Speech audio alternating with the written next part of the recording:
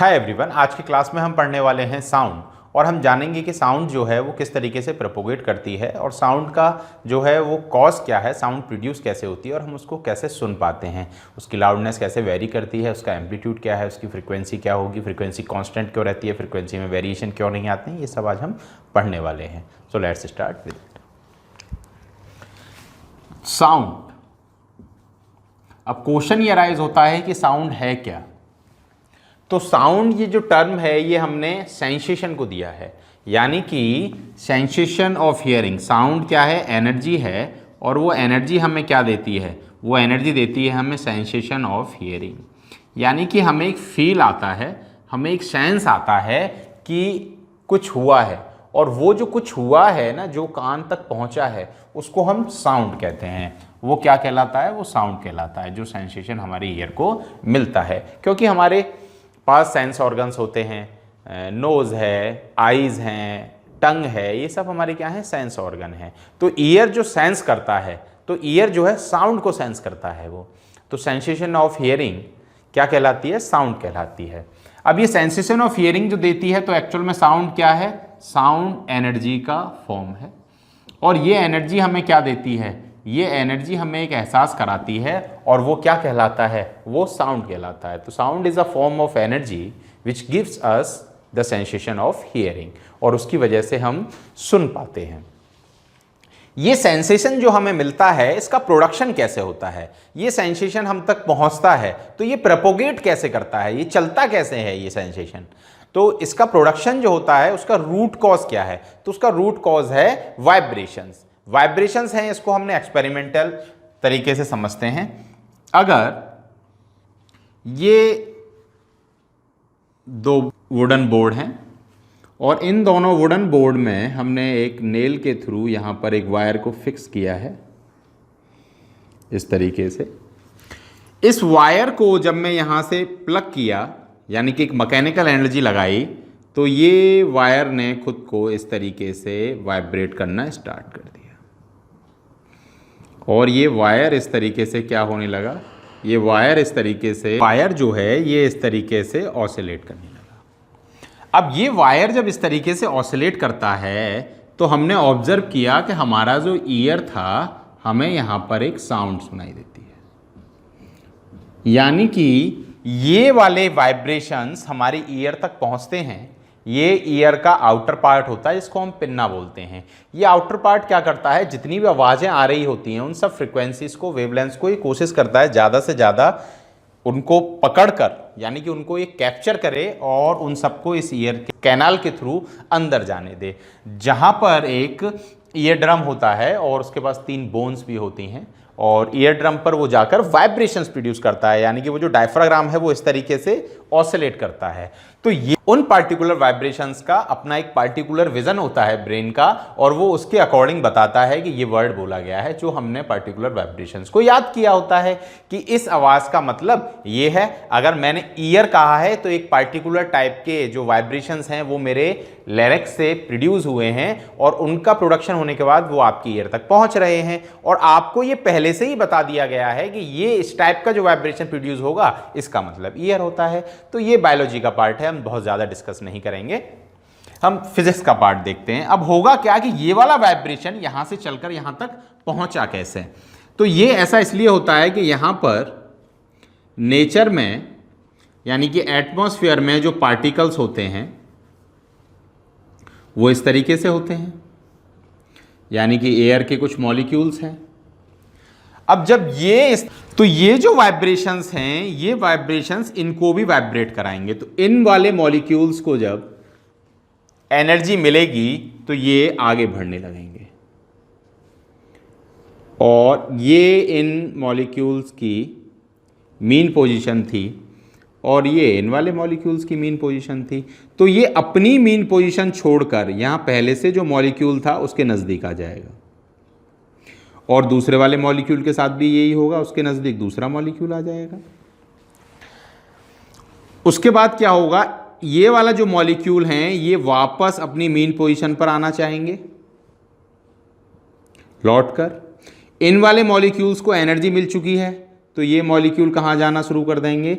ये मॉलिक्यूल आगे चले जाएंगे, यानी कि ये वाले मॉलिक्यूल अब इसके नजदीक आ जाएंगे और ये वाले मॉलिक्यूल लौटकर कहां आ जाएंगे, पीछे आ जाएंगे। तो जब मॉलिक्यूल के पास मॉलिक्यूल पहुंच रहा है यानी कि वो कंप्रेस हो रहे हैं, नंबर ऑफ मॉलिक्यूल्स जो हैं वो बढ़ गए हैं, एक दूसरे के नजदीक आ गए हैं, तो उस स्टेट को हम कहते हैं फॉर्मेशन ऑफ कंप्रेशन। तो यहां पर क्या बना था, कंप्रेशन, उसके बाद यहां पर क्या बना, कंप्रेशन, और उसके बाद फिर आगे क्या बनते चले जाएंगे, कंप्रेशन। लेकिन इसी के साथ एक और काम भी हो रहा है, जो मॉलिक्यूल आगे गया था वही पीछे भी आ रहा है, वही मॉलिक्यूल पीछे भी आ रहा है।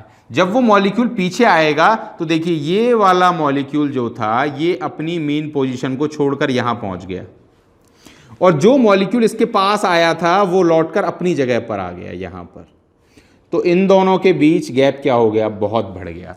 तो इस स्टेट को कहते हैं रेयरफैक्शन, यानी कि ये क्या बना था, कंप्रेशन, और ये क्या बनता है, रेयरफैक्शन। तो हमने क्या ऑब्जर्व किया कि नेचर में compression, rarefaction, compression, rarefaction, compression, rarefaction, compression, rarefaction, compression, rarefaction, ये बनते चले जाते हैं। और हमें क्या सुनाई देता है, हमें आवाज़ सुनाई देती है जिसको हम साउंड कहते हैं। वो बेसिकली है क्या, वो हमारे ब्रेन ने जो वाइब्रेशन परसीव की हैं उन वाइब्रेशंस को उसने साउंड हमने कहा है। तो जो वाइब्रेशंस हम तक पहुंची वो क्या थी, वो साउंड थी। पहुंची किस तरीके से, कंप्रेस किया, फिर रेयरफ्रैक्शन, फिर कंप्रेशन, फिर रेयरफ्रैक्शन, तो वो इस तरीके से वाइब्रेशंस आगे चलती चली गई। लेकिन इसमें एक भी पार्टिकल अपनी जगह से नहीं जा रहा होता है, यानी कि इस गिटार का ये वाला जो पार्टिकल था जहां पर हमने मैकेनिकल फोर्स लगाई और वो कन्वर्ट होकर साउंड एनर्जी बन गई, तो यहां पर जो हमने एनर्जी लगाई उसकी वजह से ये वाला पार्टिकल अपनी जगह से आगे गया, लौटकर मेन पोजीशन पर आया, पीछे गया और लौटकर मेन पोजीशन पर आ गया। लेकिन ये वाली एनर्जी हमारे ईयर तक पहुंच गई। क्या गिटार का ये वाला पार्टिकल यहां से चलकर यहां गया, नहीं गया।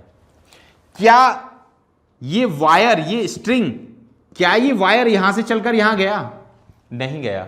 लेकिन क्या पहुंची, वो डिस्टरबेंस जो क्रिएट किया था, यानी कि इस वायर में जो हमने डिस्टरबेंस क्रिएट किया वो डिस्टरबेंस हमारे ब्रेन तक पहुंचा। दैट मींस क्या पहुंचता है हमारे ईयर तक, वो डिस्टरबेंस पहुंचता है। किसके फॉर्म में पहुंचता है, वेव के फॉर्म में पहुंचता है।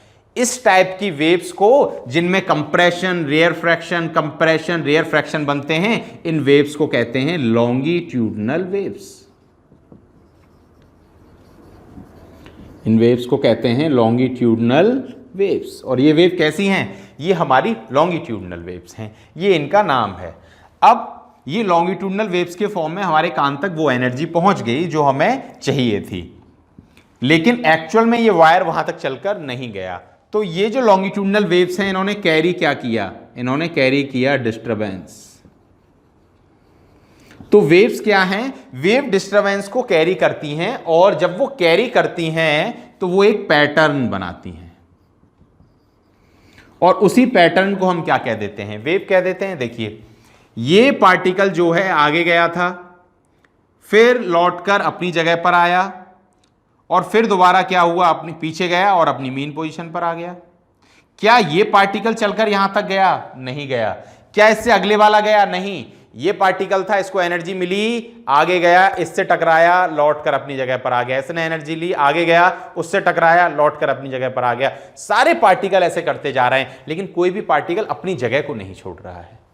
तो वाइब्रेशन से हम क्या करते हैं, तो वाइब्रेशन से हम डिस्टरबेंस को इधर से उधर कैरी करते हैं और उस डिस्टरबेंस से जो ईयर में एक सेंसेशन मिलता है उस सेंसेशन को हम साउंड कहते हैं। तो रूट कॉज क्या है साउंड को प्रोड्यूस करने का, साउंड को प्रोड्यूस करने का रूट कॉज है वाइब्रेशंस। तो साउंड को प्रोड्यूस करने का रूट कॉज है वाइब्रेशंस और वाइब्रेशंस की वजह से ही हम क्या मिलती है, हमें साउंड मिलती है। अब एक क्वेश्चन अराइज होता है कि हमारे नेचर में वैक्यूम क्रिएटेड है लेकिन सन से लाइट रेस चलकर हम तक पहुंच पाती हैं, तो क्या ये मीडियम अगर हम बीच में से हटा दें, यानी कि जिस मीडियम में ये कंप्रेशन रेयरफ्रैक्शन बन रहे थे, मीडियम के पार्टिकल आगे जा रहे थे फिर पीछे आ रहे थे, यानी कि ऑसिलेट कर रहे थे, वाइब्रेट कर रहे थे, अगर इस मीडियम को ही हम हटा दें तो क्या ये वाला डिस्टरबेंस यहां तक पहुंच पाएगा।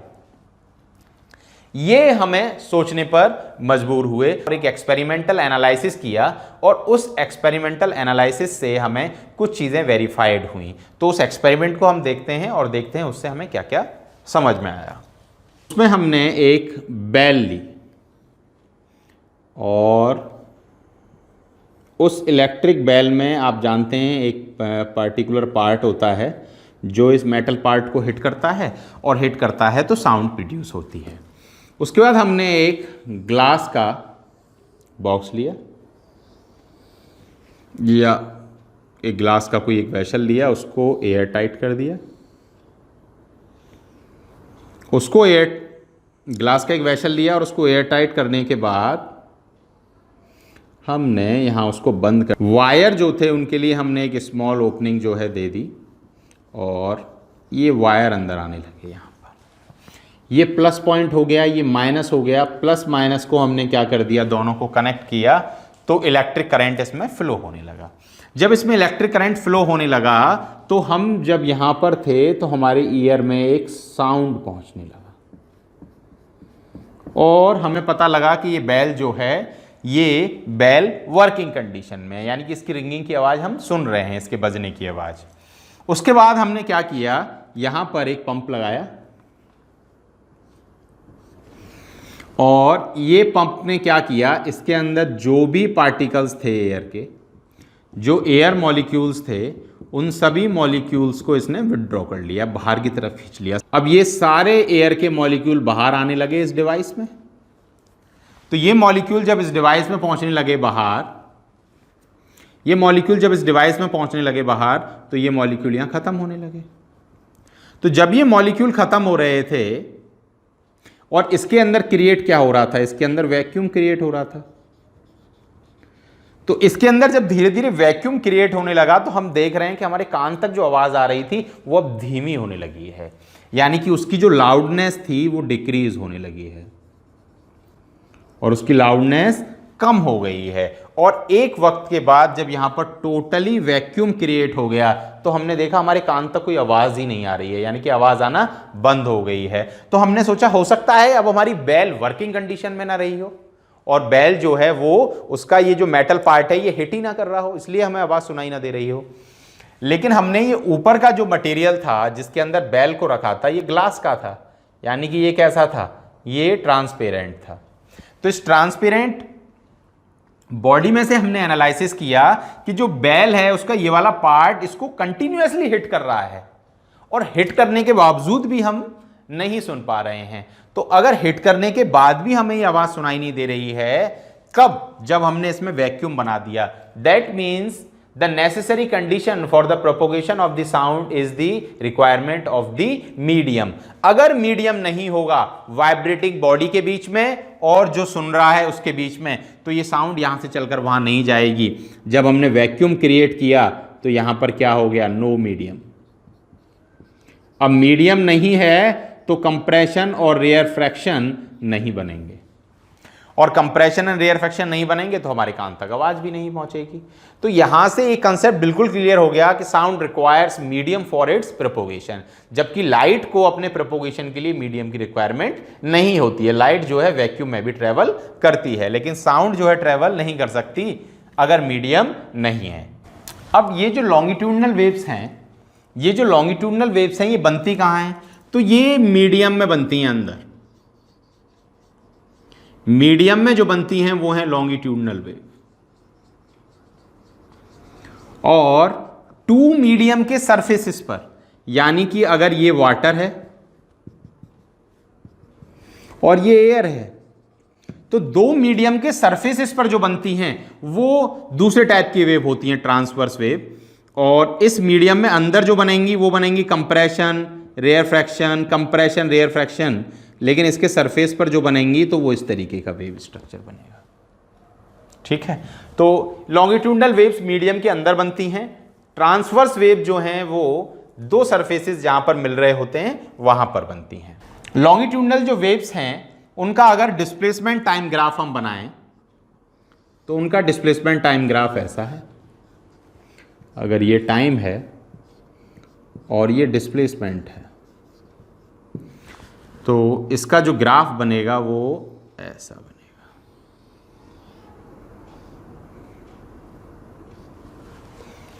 ठीक है, यहां पर हम टाइम को ऑब्जर्व कर रहे हैं। ये डिस्प्लेसमेंट टाइम ग्राफ है, यानी कि वो पार्टिकल जो कंप्रेशन रेयर फ्रैक्शन बना रहे थे, तो कौन सा पार्टिकल कितना डिस्प्लेस कर रहा है। तो एक्चुअल में होगा क्या, देखिए एक्चुअल में ये वाली वेव जब अपनी मैक्सिमम हाइट पर होगी, यानी कि खुद को मैक्सिमम डिस्प्लेस कर लेगी, तो ये जो डिस्प्लेसमेंट है इसको हम कहते हैं एम्पलीट्यूड। इसको हम कहते हैं एम्पलीट्यूड, यानी कि maximum displacement of wave is known as amplitude. क्या ये एम्पलीट्यूड है? हाँ, ये भी एम्पलीट्यूड है, लेकिन ये नेगेटिव है और ये पॉजिटिव है। ये आपको याद रखना है। रेफरेंस लाइन से नीचे वाला नेगेटिव होता है, रेफरेंस लाइन से ऊपर वाला पॉजिटिव होता है। इस जो ये जो कर्व सरफेस है जो रेफरेंस लाइंस के ऊपर बना हुआ है, इसको हम कहते हैं क्रेस्ट, और जो रेफरेंस लाइन से नीचे बनता है उसको हम कहते हैं ट्रफ। यानी कि ये क्रस्ट कहलाएगा और ये ट्रफ कहलाएगा। इस वेव में वेवलेंथ क्या है? तो वेवलेंथ कुछ नहीं है, वेवलेंथ एक डिस्टेंस है, एक मेजरमेंट है, और वो मेजरमेंट हमारी कहां होती है? C टू C और T टू T, यानी कि ट्रफ टू ट्रफ और क्रस्ट टू क्रेस्ट। यानी कि अगर मैं ये वाला पॉइंट लेता हूं तो इस वाले क्रस्ट तक की जो दूरी है ये क्या कहलाएगी? वेवलेंथ। अगर मैं ये ट्रफ लेता हूं तो इस ट्रफ के इस वाले पॉइंट से ये वाली दूरी क्या कहलाएगी? वेवलेंथ। अगर मैं किसी वेव की स्टार्टिंग लेता हूं तो उसकी स्टार्टिंग से और उसके इस वाले पॉइंट तक की दूरी को क्या कहेंगे? एक वेवलेंथ। तो वेवलेंथ जो है ये हम मेजर, क्योंकि डिस्टेंस है ये एक, तो इसको हम मेजर करते हैं। और इसका जो नोटेशन है, यानी कि वेवलेंथ जो है, वेवलेंथ का जो नोटेशन है, यानी कि वेवलेंथ का जो सिंबल है वो सिंबल होता है ये, इसको कहते हैं लैम्डा। तो वेवलेंथ का जो सिंबल है वो है लैम्डा, और वेवलेंथ को नापते हम मीटर में हैं क्योंकि ये एक डिस्टेंस है। तो ये हमारा क्या हुआ? ये लैम्डा हुआ। ये भी क्या हुआ? लैम्डा हुआ। अगर मैं इस पॉइंट से और यहां तक देखता हूं तो ये भी क्या हुआ? ये भी लैम्डा हुआ। उसके बाद बात आती है कि ये वेवलेंथ, वेवलेंथ के बाद एक दूसरा टर्म आता है जिसको हम कहते हैं फ्रीक्वेंसी। नाउ क्वेश्चन अराइजेस कि ये फ्रीक्वेंसी क्या है? तो एक सेकंड में नंबर ऑफ टाइम्स पार्टिकल जितना ऑसिलेट करता है, जितना वाइब्रेट करता है, उसको हम उसकी फ्रीक्वेंसी कहते हैं। वाइब्रेशन और oscillation in a second is known as frequency. दूसरा टाइम पीरियड। टाइम पीरियड क्या है? फ्रीक्वेंसी को हम न्यू से डिनोट करते हैं और हर्ट्ज इसकी यूनिट है। टाइम पीरियड को T से डिनोट करते हैं और सेकंड में इसको, सेकंड इसकी यूनिट है। तो टाइम पीरियड, ये एक पेंडुलम है। ये पेंडुलम अपनी मीन पोजीशन से मैक्सिमम इधर गया, मीन पर आया, फिर मैक्सिमम इधर गया और लौट कर आया। तो इसने एक ऑसिलेशन कंप्लीट कर लिया। तो एक ऑसिलेशन में जो टाइम लगता है वो उस पार्टिकल का, वो उस ऑब्जेक्ट का, या किसी भी चीज का, वो क्या कहलाता है? वो उसका टाइम पीरियड कहलाता है। तो time taken to complete one oscillation is known as time period. ठीक है, तो टाइम पीरियड क्लियर हुआ, फ्रीक्वेंसी क्लियर हुई, वेवलेंथ हुई, एम्पलीट्यूड हुआ। इसके बाद एक दूसरा टर्म है जिसको हम कहते हैं वेलोसिटी। तो वेलोसिटी आप जानते ही हैं, डिस्प्लेसमेंट अपॉन टाइम। तो वेव कितना डिस्प्लेस कर रही है टाइम के रेस्पेक्ट में, ये उसकी वेलोसिटी कहलाती है। तो जो टेक्निकल टर्म थे, उन टेक्निकल टर्म्स में हमने देखा कि हमारे पास वेवलेंथ है, हमारे पास वेलोसिटी है, हमारे पास टाइम पीरियड है, और हमें एक फॉर्मूला चाहिए था जो आपस में इन सब का रिलेशन बताए, यानी कि ये आपस में एक दूसरे पर किस तरीके से डिपेंड करते हैं। तो इनके बीच में हम रिलेशन निकालते हैं, रिलेशन बिटवीन, आपको बिटवीन शॉर्ट में नहीं लिखना है एग्जाम में, wavelength, velocity and time period. तो वेलोसिटी हम जानते हैं, वेलोसिटी क्या होती है? वेलोसिटी होता है डिस्प्लेसमेंट अपॉन टाइम, क्योंकि आपने अपनी स्टार्टिंग क्लासेस में पढ़ा होगा speed is equals to distance upon time. तो velocity is equals to displacement upon time. तो displacement upon time, general formula same ही रहता है हमेशा। आप कितनी भी हायर क्लासेस में चले जाइए, सारे फॉर्मूले जनरल फॉर्मूले से ही बनते हैं। तो ये वेलोसिटी हमें निकालनी है। अब जो डिस्प्लेसमेंट हुआ है वेव का, वो डिस्प्लेसमेंट कितना हुआ है? वो डिस्प्लेसमेंट जो है उसका लैम्डा होता है। तो लैम्डा अपॉन टी, तो v is equals to lambda upon T. और एक फॉर्मूला दूसरा होता है कि जो फ्रीक्वेंसी है वो 1 अपॉन टाइम पीरियड होती है। तो f is equals to 1 upon T. तो इसी को मैं आगे क्या लिख सकता हूं? 1 अपॉन टी इंटू लैम्डा। और ये 1 अपॉन टी किसके बराबर है? फ्रीक्वेंसी के। फ्रीक्वेंसी का नोटेशन क्या है? फ्रीक्वेंसी को न्यू से डिनोट करते हैं। ये जो साइन है इसको न्यू कहते हैं, न्यू। तो ये फॉर्मूला क्या हो जाएगा? v is equals to nu into lambda. v is equals to nu into lambda. तो velocity is equals to frequency into wavelength. तो आपको क्या मिल जाएगी? फ्रीक्वेंसी मिल जाएगी। एक सबसे जरूरी बात जो आपको याद रखनी है, फ्रीक्वेंसी सेम रहती है। अगर क्वेश्चन में आपसे पूछा जाता है कि एक वेव चल रही है और ये मीडियम डेंस है और ये मीडियम रेयरर है यानी कि लाइटर है, ये मीडियम थोड़ा डेंस है यानी कि हैवी है, तो आपसे पूछा जा सकता है क्वेश्चन में कि जब ये वेव्स इस मीडियम में जाएंगी तो इनकी वेवलेंथ क्या हो जाएगी? चेंज हो जाएगी। हो सकता है छोटी छोटी वेव बनाए ऐसे, तो क्या फ्रीक्वेंसी चेंज होगी? लेकिन फ्रीक्वेंसी चेंज नहीं होगी। फ्रीक्वेंसी इसलिए चेंज नहीं होगी कि फ्रीक्वेंसी तो इस वायर ने बनाई है। जब तक सोर्स चेंज नहीं होती तब तक फ्रीक्वेंसी चेंज नहीं होती। भले ही वो वेव हैवी मीडियम में जाए, भले ही वो वेव लाइटर मीडियम में हो, या वो वेव कहीं भी चले, लेकिन इसकी फ्रीक्वेंसी जब तक चेंज नहीं होगी जब तक हम सोर्स चेंज नहीं करेंगे। क्योंकि सोर्स प्रोड्यूस करती है एक फ्रीक्वेंसी, तो वो उसी फ्रीक्वेंसी से चलती रहती है। वेवलेंथ बदल जाती है हैवी और लाइटर मीडियम में। वेवलेंथ कैसे बदल जाती है? जैसे हम ह्यूमन बीइंग हैं, अगर हम एयर में चलते हैं तो हम बड़े बड़े कदम रख सकते हैं उतनी एनर्जी से। लेकिन अगर मटेरियल हैवी है तो उस एनर्जी से हो सकता है वो पार्टिकल इतना ऑसिलेट कर रहा था, इतना बड़ा एम्पलीट्यूड बना रहा था ये पार्टिकल, और ये पार्टिकल जब इतना बड़ा एम्पलीट्यूड बना रहा था तो इसका एक कर्व इतना बड़ा बन रहा था। लेकिन जब इसी को हमने एक हैवी मीडियम में डाला तो हो सकता है उतनी एनर्जी से ये सिर्फ पार्टिकल को इतना उठा पा रहा हो, तो ये इतना छोटा बनेगा। क्योंकि एनर्जी तो इसने दे दी ना वायर ने एक बार, तो अब वो एनर्जी तो बदली नहीं जा सकती। तो लाइटर मीडियम था, पार्टिकल ज्यादा उठ गया, बड़ा वेव स्ट्रक्चर बना, बड़ा वेव पैटर्न बना। लेकिन अब ये मटेरियल हैवी है तो पार्टिकल ज्यादा ऊपर उठ ही नहीं पाया कंप्रेशन और एयर फ्रैक्शन बनाने के लिए, तो कैसा बना? छोटा वेव बना। लेकिन क्या फ्रीक्वेंसी में कोई चेंज आएगा? नहीं आएगा। तो देखिए यही होता है, वो जो एनर्जी है, हम जिस एनर्जी से हम लाइटर एयर में चल पाते हैं, अगर हमको कीचड़ में चलने के लिए बोल दिया जाए तो हम कदम उतने बड़े बड़े या उतनी जल्दी नहीं रख सकते। क्यों? क्योंकि हमारे पास जो एनर्जी है उस एनर्जी से हम ज़्यादा नहीं उठा सकते उतना जल्दी जल्दी। इसका ब्रीफ डिस्क्रिप्शन यहाँ मैंने आपको दिया है, इसका डिटेल्ड एक्सप्लेनेशन आप क्लास 11th में पढ़ेंगे। आई थिंक ये जनरल डिस्क्रिप्शन आपको समझ में आया होगा। साउंड है क्या, साउंड चलती कैसे है, साउंड का नेचर क्या है, रिलेशन क्या है वी का, टाइम पीरियड का, फ्रीक्वेंसी का। सेकंड पार्ट में हम पढ़ेंगे कि जो हमारी स्पीड ऑफ साउंड है वो कैसे डिफरेंट मीडियम्स में वेरी कर जाती है। तो उसके लिए न्यूटन जी ने एक फॉर्मूला दिया था कि root of elasticity upon density is equals to velocity, तो वो हम पढ़ेंगे। Thank you.